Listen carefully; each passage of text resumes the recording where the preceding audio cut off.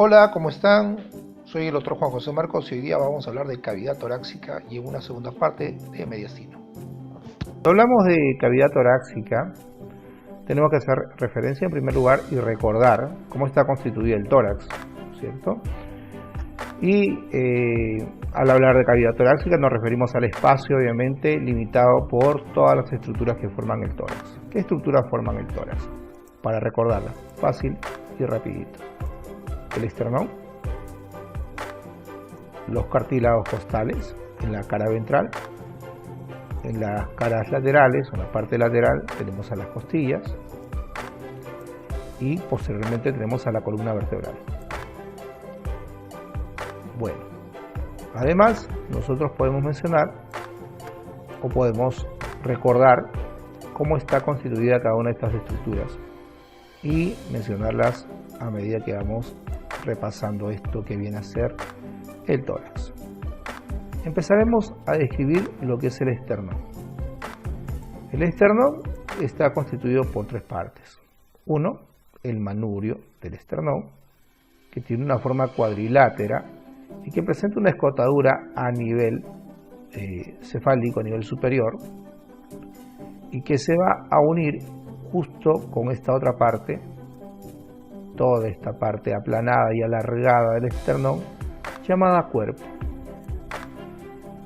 Y finalmente tenemos una tercera parte del esternón que se llama apéndice sifoides, que es esta de aquí.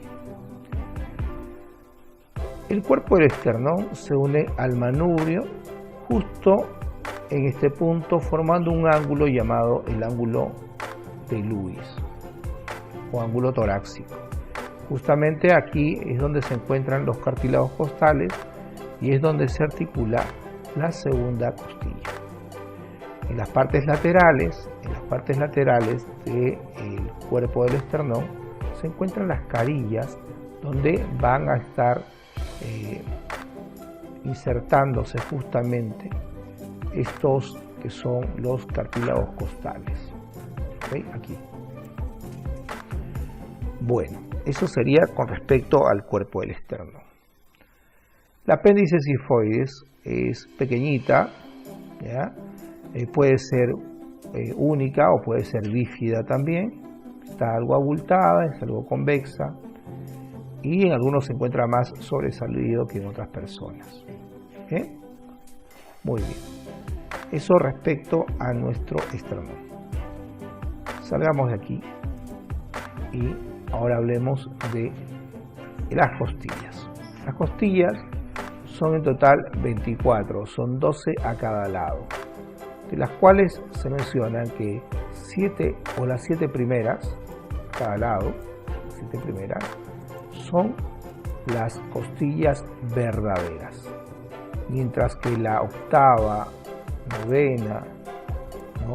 y décima costilla vienen a ser las costillas falsas. La octava, la novena y la décima costilla son las costillas falsas. ¿Por qué? Bueno, porque estas no tienen un cartílago único que se insertan a cada lado del cuerpo del esternón, sino que tienen un cartílago en común. Mientras que las demás costillas, las 7 primeras costillas, sí tienen un cartílago que directamente se va a insertar en las partes laterales del esternón. Las dos últimas son las costillas falsas y se llaman falsas porque estas dos no articulan con el esternón. ¿Okay? Bueno, a describir entonces las costillas. Vamos a mirar la primera costilla. La primera costilla, como todas las costillas, tiene las mismas características. Tienen caras, tienen bordes, pero sobre todo tienen un cuerpo, tienen una cabeza, tienen un cuello y tienen una tuberosidad o tubérculo.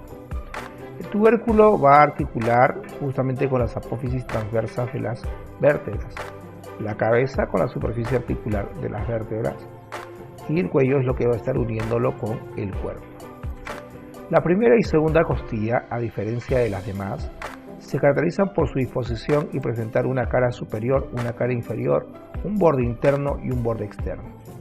Si nos fijamos en la tercera costilla ya no ocurre eso. Debido a su disposición, la tercera costilla presenta una cara interna, una cara externa, un borde superior, un borde inferior. Respecto a lo demás, es exactamente lo mismo que la primera y la segunda. Es decir, presenta un cartílago costal que se inserta en los bordes laterales del cuerpo del esternón. Presenta una cabeza, un cuello y una tuberosidad.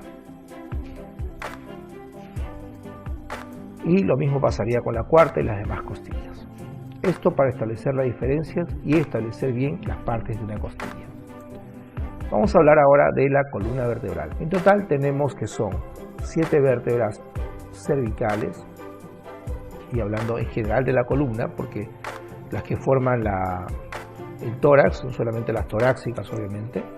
Entonces tenemos aquí las vértebras, la primera vértebra que es el atlas, la segunda el axis, luego tenemos la tercera, cuarta, quinta, sexta y séptima vértebra cervical. En total vemos que son 7 que presentan una convexidad anterior. Luego tenemos a las vértebras torácicas, que son en total 12 y que son las que forman el límite posterior de nuestra cavidad torácica y está formando la parte posterior de lo que es el tórax, ¿no es cierto? Ahí están las 12 vértebras torácicas y finalmente, por hablar de estas vértebras, claro, con las características similares, tenemos a las 5 vértebras lumbares. ¿Ok? Las 5 vértebras lumbares presentan una convexidad anterior, asimismo como la presentaban las vértebras cervicales. A diferencia, las vértebras dorsales o torácicas presentan una convexidad posterior. Prefiero decirle torácicas y no dorsales porque todas están en el dorso, ¿no es cierto? Entonces, estas las llamamos torácicas, estas las llamamos lumbares. ¿Okay? Las convexidades, las curvaturas que tienen son de acuerdo a la disposición de ellas en el cuerpo humano. Bueno, por eso cuando se ve la columna de frente se la ve recta, pero cuando la vemos de lado la vemos con varias curvaturas. Tenemos el sacro, que realmente es uno solo, pero que está resultando de la fusión de 5 vértebras. Y también tenemos al coxis, ahí está el coxis, que está constituido por 3 o 5 anillos aproximadamente.